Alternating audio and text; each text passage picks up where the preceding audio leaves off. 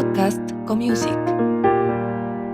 Today we are in Comusik Podcast, Season 9, Episode 2. We are with Moisés Horta Valenzuela, alias Hexorcismos. Can you introduce yourself, please, and tell us a little bit about your work? Hi, Lluvia and Berta. Thank you for the invitation. My name is Moisés Horta Valenzuela, and I'm an artist, a technologist, and researcher working with electronic music, generative artificial intelligence, and generally researching these new technologies that make use of generative artificial neural networks, both in my work as a musician and also as workshops for people who want to learn more about these technologies.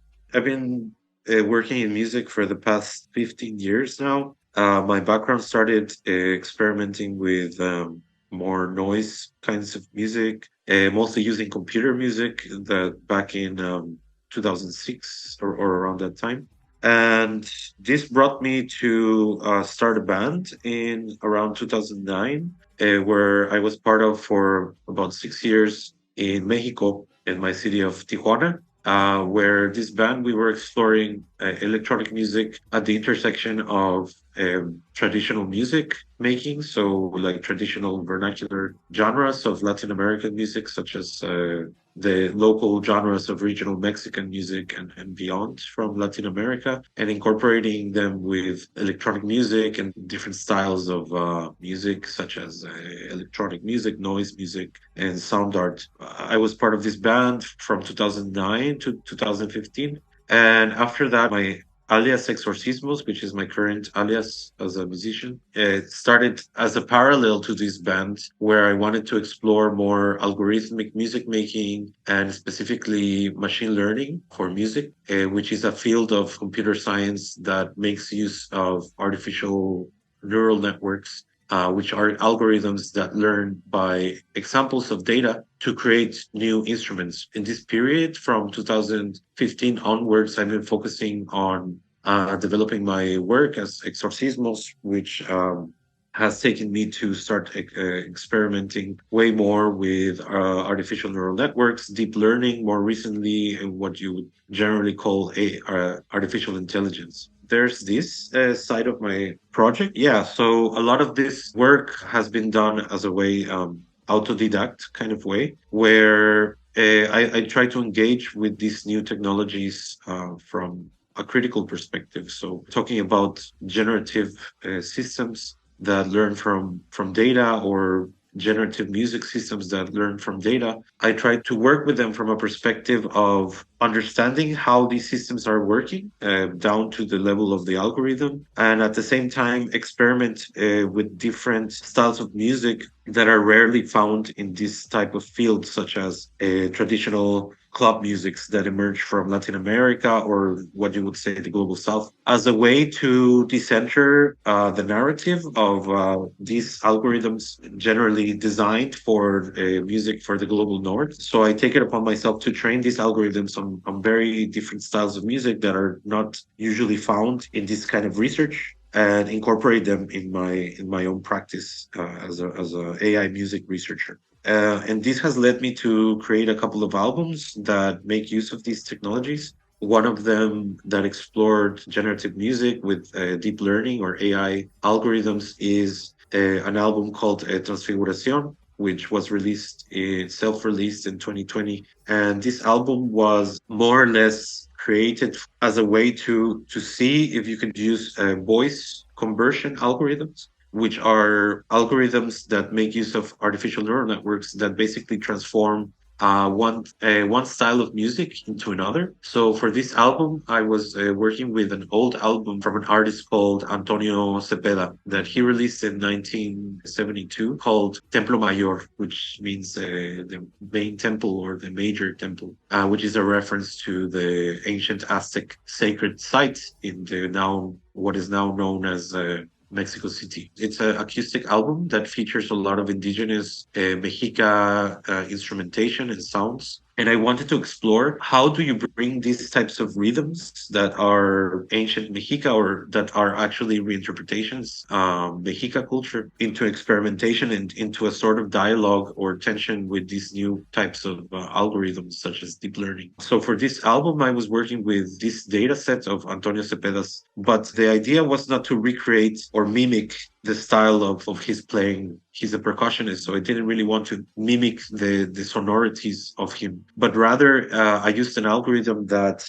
actually uses two data sets. One of them is the source data set. In this case, it was Antonio Cepeda's album, and the target data set would be how the algorithm reconstructs the source data set. And the data set that I used, or the data that I used for this, was my own music. So the album, in a way, is a kind of reinterpretation mediated by the algorithm, yeah, as a way to reenact or to recreate this type of music in the style of my own music. I saw it as a way to engage with these types of algorithm and with this idea of the style, like these patterns of the style, and how you would say it, these kinds of ways that one makes music, one is maybe not aware of. So all the different patterns and the commonalities of how I've been making music for the past 7 years, they can be analyzed by these types of algorithms and create a sort of mirror image using these technologies. I saw this technology as a way to explore issues of temporality, so like ancient music making or ancient sonorities with more contemporary sounds, and as a way to explore my own music making patterns and textures that I employ in my own music.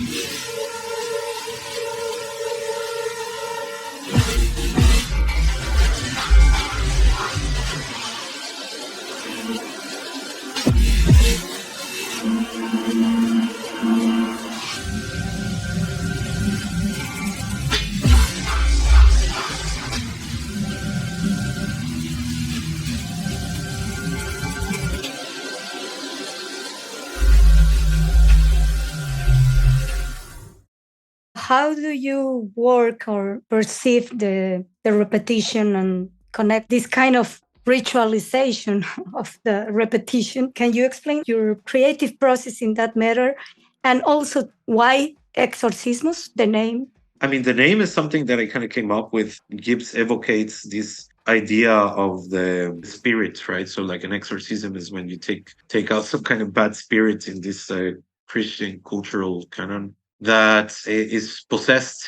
The exorcism is something that is possessing a body, and that somehow you want to take out this bad spirit. No, so it's signaling towards this idea of taking out some kind of evil or some kind of like dispossessed version through algorithms. So in this way, like exorcismos also is signaling towards the codes and like to the hexadecimal approach to music and to digital music. So that's kind of where it comes from. It's a bit of a play on words. So I guess like this idea of the ritualization, I've always been quite interested in, both in the as a very big fan and also maker of like cumbia music, which is a style of music that is present in most parts of Latin America, what is known as Latin America, or indigenously known as Abya Yala.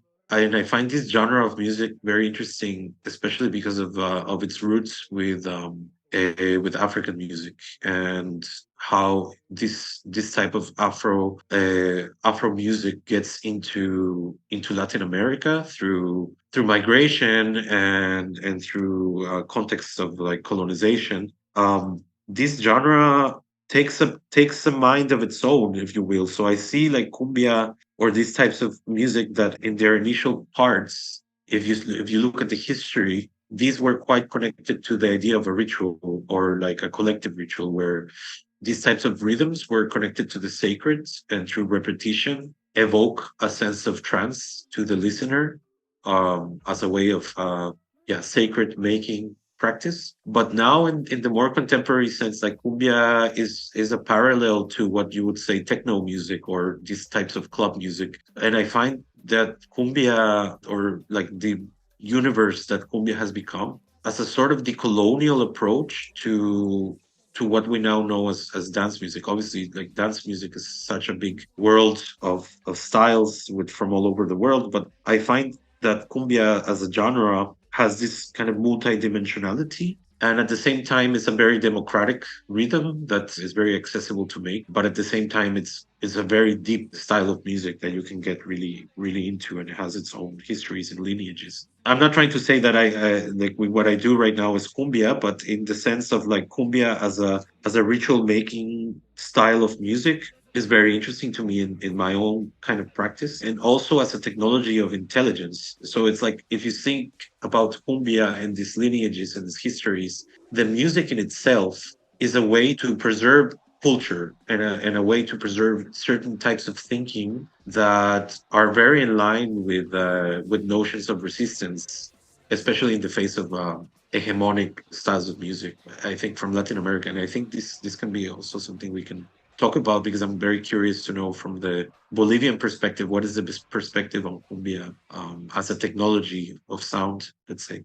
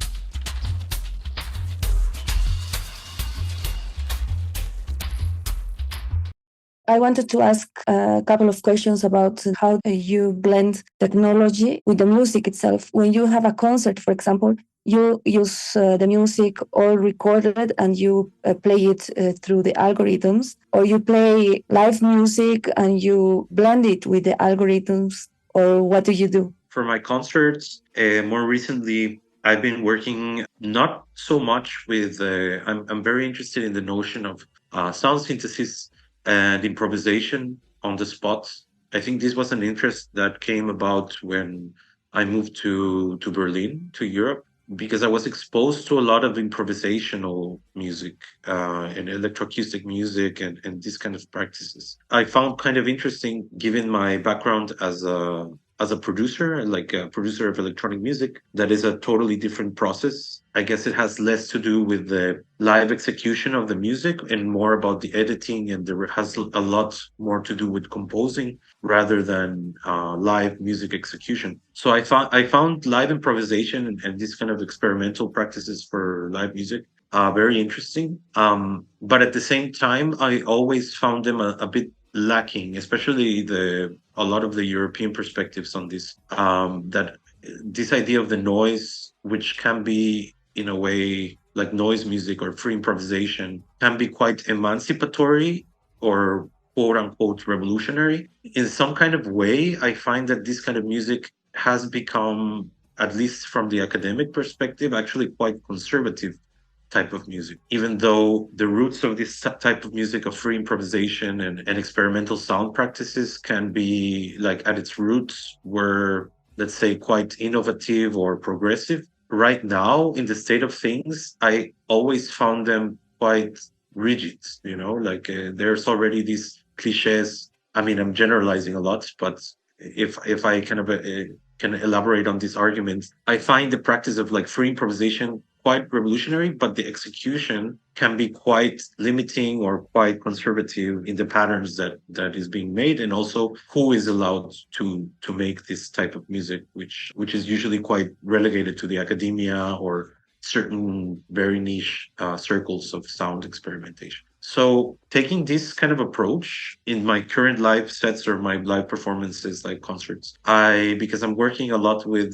generative artificial neural networks, and for those that don't know what those are what people are calling now generative artificial intelligence, which it doesn't really have anything about intelligence, but you can call it generative artificial labor if you want to call it in this way. Because essentially what these algorithms do is that they learn the patterns in a big archive of sound or media. It can be images, it can be text. I mean, the most popular example is ChatGPT. So this is a type of generative artificial intelligence. So I use this type of systems using very little data learned from archives of sound. So I have different models. You call them models. So different algorithms that have been trained on specific styles of music. And then for my live performances, I actually generate the music live. So like these algorithms become somehow autonomous in the sense that they propose a sound. So they just like generate sound based on whatever music that you trained it on. And this sound is sort of mimicking or emulating the patterns in the existing archive. One of the big questions in artificial intelligence is how these algorithms are interpreting the data in this hidden latent space. So the latent space, you can think about it as the I mean, and I'm using this term very loosely because I don't want to make it seem that this is a brain, but you can think about it as like, for example, you as a human or us as humans, let's say we listen to cumbia music and we have this idea of cumbia music, but the sound is not necessarily in our brains. It's just there is a representation of this sound in our brains or in our minds based on the connections that were formed through experience of listening to certain styles of music. So now we have these concepts of like what a cumbia is or what electronic music is. So we have these general ideas that are these hidden representations. We actually don't know what are the neurons that connect to give emergence to these sort of ideas. But rather, these sort of ideas are actually, represented in the mind. And then from this representation, we can actually execute and create a new cumbia song or a new electronic music song based on these hidden representations. And with this sort of algorithms, it's a bit similar in the sense that you expose these algorithms or to a big archive of sound, and then these algorithms create a hidden representation that can be quite abstract, that you don't know exactly what this representation is, but it exists, and the algorithm can reconstruct or recreate this style or essence of a certain archive of audio or images or text. So this idea of the hidden representation is something that when you're working with these algorithms in live, you can steer them and you can modify this hidden representation to kind of explore how this algorithm represented the data sets that you trained it on. And then I improvise with this. So I'm kind of like changing the parameters, these hidden latent space parameters of the network, and then generating and creating a negotiation with what this algorithm actually learned the fact that these algorithms are non-deterministic, meaning that you know that if the algorithm was trained on a certain style of music, it's going to generate something that sounds very similar to that style of music. But the way that this algorithm is generating the music, or the patterns that it generates, are not fully understandable. So there, it's always a kind of improvisation with the algorithm, and I find this quite interesting for music making, because it proposes a certain sound, and it becomes a negotiation or an improvisation into the quote unquote mind, or this small brain of the artificial neural network. But again, I want to make very clear that these things are not brains. They're not thinking, if you would say, like we are. But these are the metaphors that I'm trying to use to kind of explain this.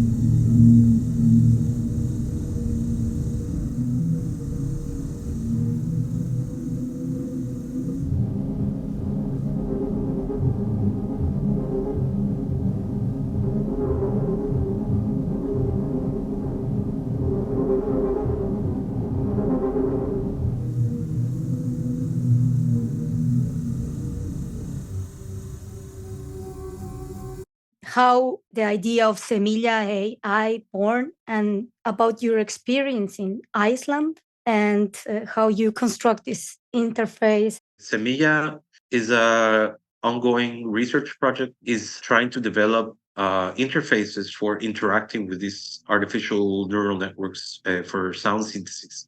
So, I mean, as you know, Berta, like these algorithms right now are mostly code based, and the way to interact with them or to train them is mostly through text code, which can be quite practical for people who are practicing live coding and these types of sound practices. But for a musician that is more used to the interfaces of synthesizers or instruments, musical instruments, this is quite difficult way to interact with them. So the idea of Semilla comes from a research tried to propose different interfaces for interacting with these networks. So the name actually comes from seed in Spanish. It's a double reference. On the one hand, one of the references to use this name of a seed, because these algorithms, generative neural networks, are actually working with randomness. Like the way that you generate a new sound after this algorithm has been trained is that you input a random noise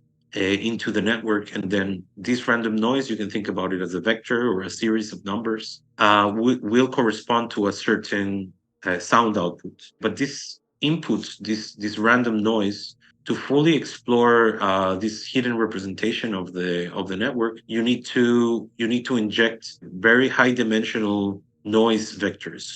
And what does this mean? So, like, high dimensional in the sense that these networks are working at dimensions of 64 dimensions or 128 dimensions. And to give a perspective, is imagine if you have a synthesizer that has 64 knobs, and each arrangement of this knob that can go from -1 to +1, for example. Each one of these parameters, like, you have to tune them in such a way to reproduce a certain sound. Obviously, manually, this can be quite difficult to do. So the way that the researchers do it, who are working with these AI systems, are that they generate these so-called seeds, which essentially a seed is a positive natural number, such as 10, or it can be any number from 0 to 2 to the 32 power, to explore how these networks are generating the sound. So it has this kind of metaphor, right? So you're working with these seeds that are pseudo-random number generators. And this on one side. On the other side, I'm very interested in ancient ways of pattern recognition. And one of these, you can consider pattern recognition as something that is trying to predict the future, or you see some types of pattern out of a seemingly random situation to make a decision about the future, right? So this is called prediction. One of these behaviors culturally that humans have in many types of cultures from all over the world is divination. So, for example, one of the most popular ones is tarot, where you have these sort of archetypes, and from the randomness of how these cards are falling.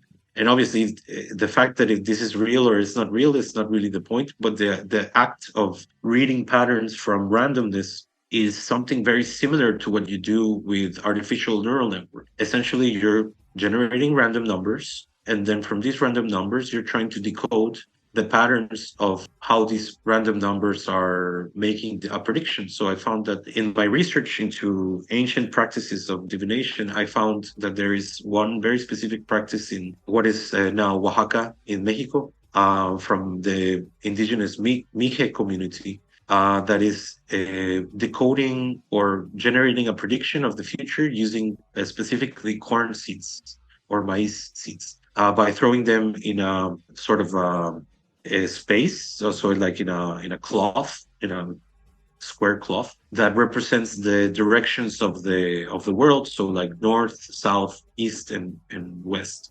And the way that this type of divination works, this it's called boliomancy, is that the person who wants to know something about the future wants to ask the shaman or the person that is predicting the future. They ask you to choose one of the corn seeds, and this will be you. No, so this will be a representation of yourself in this world. No, so you are represented by this type of corn, and then from this seed you take approximately 8 to 16 more corn seeds, and then you kind of mix them up and throw them into the cloth, and then see how the arrangements of these seeds fall in the cloth in relationship to yourself, right? So if they fall with the stem up, it means a positive meaning. If they fall like downwards, it has a negative meaning. And if the lower part of the seed is pointing at you, it has another meaning, and so on and so forth. So it's a way to decode some kind of meaning from randomness. And I find this a very poetic way to explore randomness that can also be applied to artificial neural networks, right? Because you are also working with seeds, obviously taking it from this very poetic approach and actually using this. So I was in Iceland doing this residency project in the Intelligent Instruments Lab, which is a laboratory for the development of musical instruments that use machine learning in their process. And I built a physical version of Semilla, which is this synthesizer that uses a computer vision module, essentially like a small webcam, that predicts or looks at this small world space and predicts the positions. So it looks at the positions of the corn and then uses these positions as the vector that I was explaining earlier about to generate a new point in the latent space of the artificial neural network. So I took these very two different approaches to randomness and pattern recognition to create these instruments that in Iceland, there was a small research residency. I was there for a month this year, building this physical instrument that we can link to the video of the process so people can see what it looks like. You don't consider an academic and you are not part of the academia. So how is your relationship with these residencies and so on? Yeah, so my background is mostly as a musician, self-taught or autodidact. All the knowledge that I've been in my research has been mostly self-directed. I read a lot of the new papers and research papers that are coming out of academia in the field of artificial intelligence and generative artificial intelligence for sound. I mean, I have a relationship with academia in the sense that the research that I do could be technically positioned within academia, but the approach that I take is a totally non-academic approach. It's more from an artist's perspective. Actually, this residency came about. So I was invited in 2022 to an AI music conference that was part of the Royal Technology Institute of Sweden in Stockholm, where it's a sort of conference slash symposium where a lot of AI researchers in the field of AI music are presenting their new papers and the different insights that have been happening in the field and different artistic projects organized by the researcher Bob L. Strum. At this conference in Stockholm, I met the research director or the director of this lab in Iceland, Thor Magnusson. And I spoke with him and proposed him this research project that I've been developing independently, this Semilla AI project, because I thought it would be this laboratory that he's running in Iceland it could be a very good platform because it's also focused on building musical instruments. My relationship with academia is like I'm, let's say, adjacent or next to academia, but I'm not really in academia. But I find very interesting that I can be as a kind of bridge between like a more hands-on intuitive approach from the knowledge that is being produced in universities to a more, let's say, like self-directed, independent public, so that can receive this type of information, through my own practice, and that it doesn't necessarily need a PhD research to understand it, or you don't need to be in academia to understand this kind of research. So it speaks to a more general public, and so that's kind of my motivation to bring a lot of the research that is happening in the field of artificial intelligence into a more general context of arts and electronic music that can be sometimes affiliated to academia, but it is not necessarily part of it. It would be nice to know now about your collaborations and your projects with multidisciplinary artists. And can you tell us a little bit about your recent disc and collaborators, please? Yeah, one of the perspectives that I had, or one of the questionings that led me to make this new album called Mutualismo, or mutualism. What does it mean for musicians and artists that are living in the so-called age of AI to engage directly with these algorithms using their own music to explore these types of technologies? So not really taking from a more general pre-trained algorithm that has been trained by a big company, such as a big technology company, but rather how to make these tools more accessible. And the idea was so I invited 13 musicians to collaborate on this album, actually work with their own data sets and I created 13 different AI versions of the artist, or like representations of each musician's music into this algorithm. So I had 12 of these different AI algorithms learn from these artists' music styles, and then gave them back all of these models for them to compose. So that was a bit the idea of the album, to actually be a bit more engaged in the production of these types of technologies. And also, one of the particularities of these sound synthesizers using AI is that you can process a pre-existing sound. Let's say if I input my voice into Semilla, And the model that I'm using for this instrument is trained on, let's say, a specific type of music instrument, such as, I don't know, like an harp. My voice would be transformed to this harp sound while keeping the cadence and the style of my voice. But the texture and the tone that would be generated would be an harp sound. So in the process of mutualismo, like the artists could potentially transform themselves into each other. For example, when I was working in my collaboration for the album and my song and my piece, I used my own model to generate some sounds. So like this model was trained on like 5 years of my own music. And then I was transforming this music into the style of another producer who was a collaborator called Eli Real 21. Like the result of the composition was a style of like a blend of my own styles of music and patterns with the sonorities or the textures that this other producer, Eli Real 21, would use in their own productions. So it was an interesting way to think about music making because then you are not only engaging with your own sonic identity, but you're also engaging with a shared collectivity of sonic identities mediated through this AI algorithm. Yeah, so a bit like this idea was to present what would happen when everybody can potentially transform themselves into each other and create a sort of collective cooperative voice using these technologies.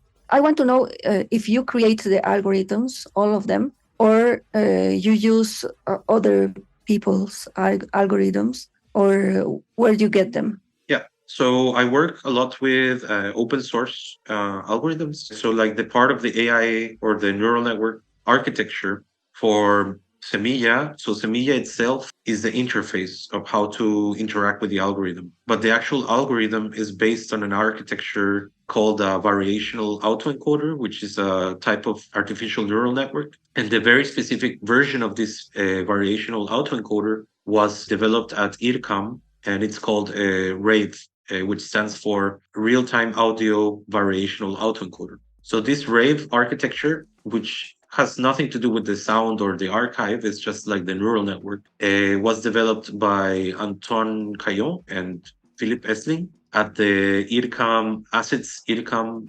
department, which is a department of the IRCAM in Paris that focuses on researching machine learning algorithms, specifically generative algorithms. And so I work with a lot of these different open source algorithms and build on them. One thing I really want to point out is that these algorithms or these architectures are essentially building on open source research that has been published over the many years in the field of machine learning. Like before Semilla is what it is right now, I was already working with my own algorithm, which was also a variational autoencoder called MelSpec VAE that I created myself. I coded myself. In essence, and it uses these same principles of the seed input, and then you generate an output from the seed. This version of the VAE that was created at IRCAM was just like an improvement that was quite kind of like a non-trivial improvement in the sense that now this algorithm could generate sound in real time. So now you could use it in a live concert or an installation directly without having to wait some time for the generation to happen, the sound generation to happen. Which in the first prototype of Semilla, this was actually a kind of older algorithm that took a little bit of time to generate, and it only generated very short sequences of sound, more like loops and short samples.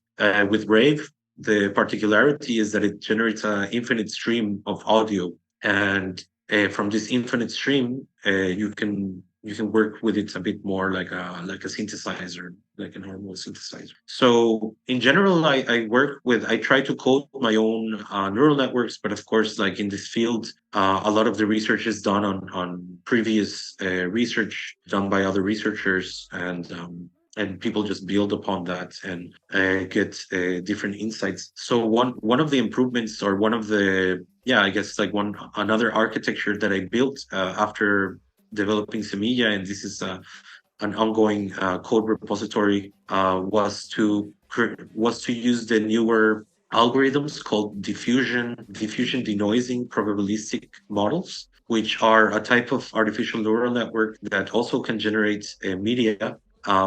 But the process is very different from a variational autoencoder in the sense that essentially diffusion models are the ones responsible for all the new text to image algorithms that we've seen. They're gotten very popular, or the text to music algorithms. And the way that these algorithms are working is that essentially you have your data set or your archive of sounds, and then through noising process, you iteratively start destroying the sound. So, for example, you have a short 3 second sound at the beginning of the step, and then the denoising algorithm, the diffusion algorithm, it starts adding noise onto this sound progressively. So, at the first step, it has a little bit of noise, and then the second step, it has more noise until the sound is completely pure noise and it's completely destroyed from the original sound. So that's the first step. The second step is that once you have this destroyed data, you have another algorithm, or actually, this is where the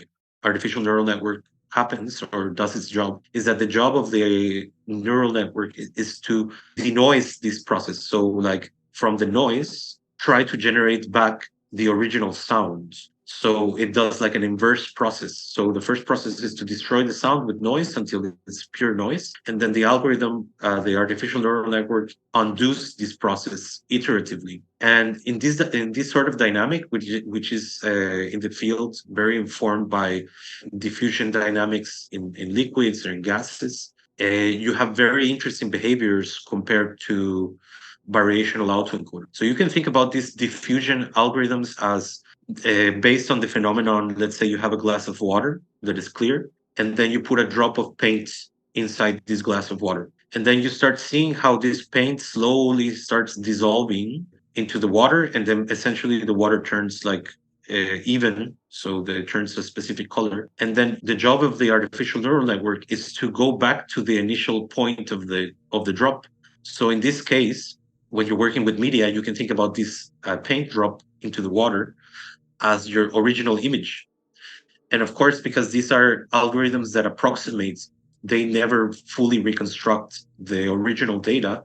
So they only approximate to the original data. The variations that it has in this dynamic are very, very interesting compared to variational autoencoders, where it's just doing an optimization to make the data as similar as possible to the original data. So in this denoising diffusion model, the behavior of the results of once you have it trained is it has more, something that you can describe as it has more creative outputs, because the reconstruction of going back from the noise to the original data, it does a lot more guessing. So in this guessing, you can actually create new sounds or new images or new text using this diffusion process. So one of the algorithms that I built is using this diffusion algorithm and combine it with Rave, with this other algorithm. So the particularity of this Rave latent diffusion model that I built myself is to generate more long form music.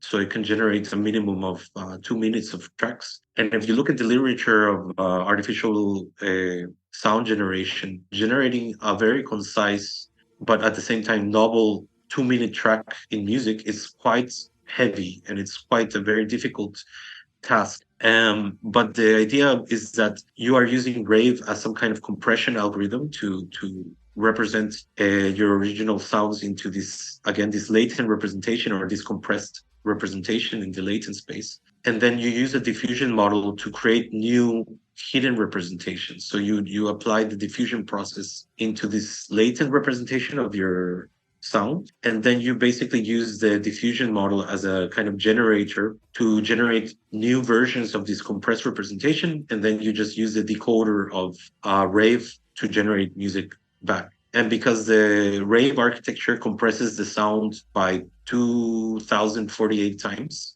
so it's a very compact representation, which allows you to generate very coherent long form sounds. And this was kind of like an improvement on Rave, or a kind of like a different technique that you can apply for this algorithm. So in a way, like to sum it up, yeah, I use my own, and I also use open source and other people's algorithm. this AI generative for sound? Which direction do you think is taking right now? I personally think that one of the most promising futures is for artists and general public can work with their own data to create new versions or create these kind of ensembles of collectivities in a more cooperative approach. So like this album of Mutualismo was a kind of exercise into generating this social praxis around artificial intelligence and taking into consideration in artificial intelligence as a collective effort rather than thinking about this traditional way of thinking about artificial intelligence as some kind of autonomous entity that you don't have any agency in. Usually because these algorithms are developed on a bigger scale by big companies with a lot of data that you don't even know where it comes from. I actually see the true value of these algorithms when you work with a collectivity, or for example, when you start to analyze, for example, like what if you do a project of like what happens when you analyze the whole styles of music from a whole country with many examples to create some kind of patterns that reflect a lot of these different regionalities, but at the same time you know where these sounds are kind of coming from. It's a way to work with collective intelligence or collective memory in a disembodied way, so in a way that you work with it through an algorithm and you are working with big bodies of knowledge and collective work and media and art that is highly situated in specific social and cultural contexts. So in my own perspective, this is the more interesting approach that can happen. So I see this as one of the values, no? And also the fact that they can produce ideas or sketches, let's say, to generate new compositions or new images or new art for an artist, especially when an artist is working with their own data and with their own body of work, then it becomes some kind of mirror that you can quickly generate new variations and build upon that to create new stuff, or to just have an analysis into what your own music has been for the past time. On the other side, I see the problem, or one of the problematics of these AI systems being applied by big companies or big interests, because the question of labor and the creation of labor is central at this point. It's like essentially artificial intelligence is not a quest for intelligence per se, because we don't really know what intelligence is, but rather a question of labor automation at a very high level. So the fact that you can automate something that in the past took a long, long time is a social, technical, cultural, and economic issue that deals with labor automation. So I see that some of the problems that we're going to start seeing is that you will have these AI systems that on one side, they kind of cheapen the labor or the creation of a song or the creation of an image. It basically drives the value down for human artists, right? Because you can automate this process quite quickly. That's one of the problematics, no? that I'm very critical of. Another of the problems is that the fact that we cannot use our own data sets, or that these data sets on systems like, for example, ChatGPT or other AI systems that are made by big companies, is that you don't really have an understanding of the data that is behind. So this data can contain a lot of biases or cliches and this kind of problematic views of reality of certain cultures, or simply certain cultures don't exist in these types of data sets that are made by companies. So this is some of the problematics or the future that I see in AI, in contrast with the approach that is more centered on the artist and or on the practitioner. So I see that the future of like making art with algorithms is that, yes, you can create new music, so-called new music or variations of existing music at a very high scale and very quickly. And that's why I see this importance into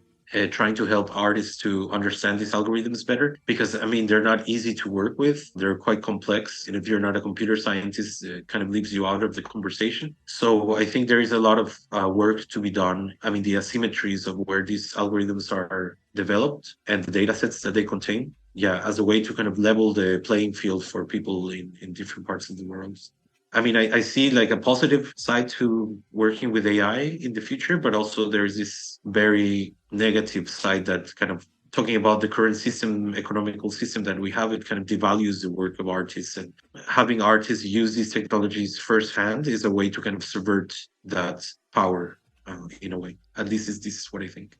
take the opportunity to promote what you are doing in Bandcamp and what you want to share with us.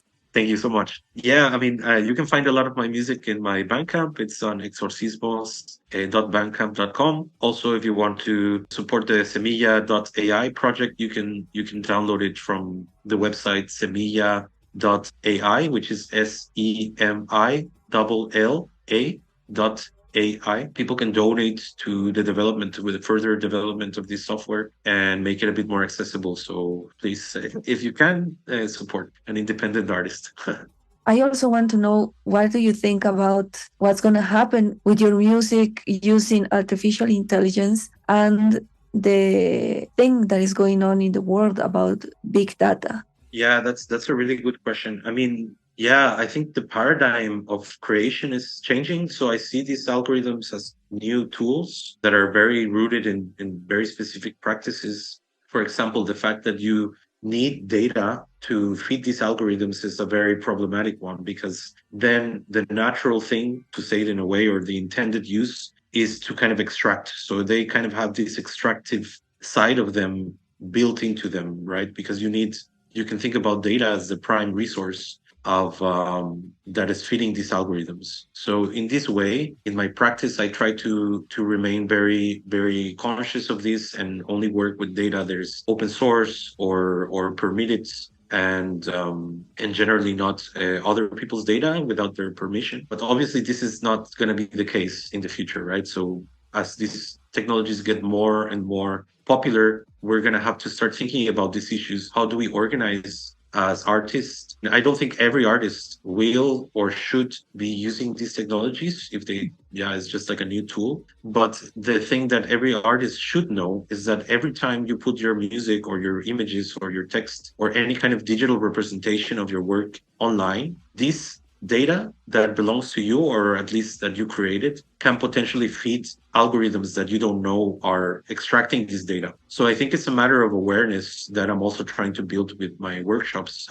We got to double think, no? Like every time we put something online, that this is almost certainly going to end up in a data set of some corporation or somebody, even as a single person using these algorithms. Some researchers are building some kind of like watermark. So like, for example, you have a song and then you pass it through an algorithm that kind of adds some kind of noise or some kind of like imperceptible data into your own music. And then when somebody tries to train it after it's been processed with this kind of like adversarial noise, then the training wouldn't really work. They're called data poisoning techniques, where you kind of inject some kind of imperceptible noise that for humans is not perceptible, but for the algorithm is quite destructive. So I think this is one of the preventative measures that we can start taking and thinking about once we are engaging with these types of technologies. Thank you so much for the invitation, Berta, and you'll be happy to share. We reiterate to you the invitation to follow us along the various episodes of this podcast called Comusik with K, in which we will be introducing our music creations and those of our colleagues. If you want to know more about us, you can visit the website https://comusik.pro or write to us to comusik678@gmail.com. We are looking forward to seeing you over the next episodes.